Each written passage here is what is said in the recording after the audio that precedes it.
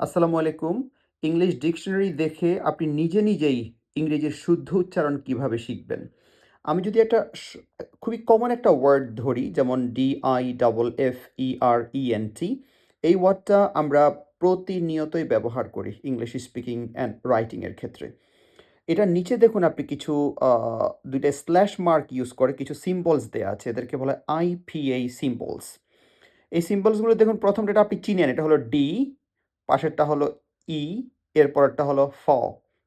যদি সিম্বলের অর্থ বলি তাহলে ১ম টা হলো ড, পরেরটা হলো ই, এটা শর্ট ই, এর পরেরটা হলো ফ।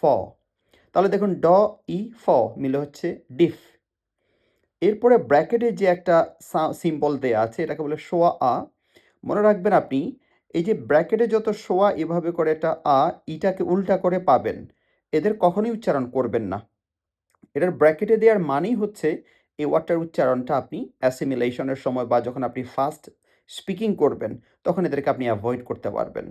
সো আপনি যদি এই ২ টা উল্টা আ কে বাদ দিয়ে দেন, যাদেরকে সোয়া আ বলা হয়, তাহলে কি থাকে দেখেন?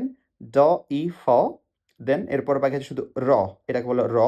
তাহলে ডিফ, র, এরপরে দেখেন ন, ট। তাহলে ডিফ, রন্ট। উচ্চারণটা দেখেন আপনি নিজেই শিখে ফেললেন।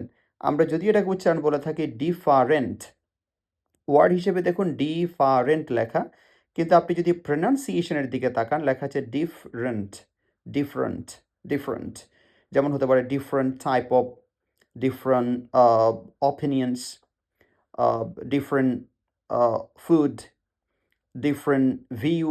তাহলে আপনি ডিফারেন্ট বলছেন না, বলবেন ডিফরেন্ট, ডিফারেন্ট। অ্যাডভার্ব যদি বলেন হবে differently, differently, differently. Thank you.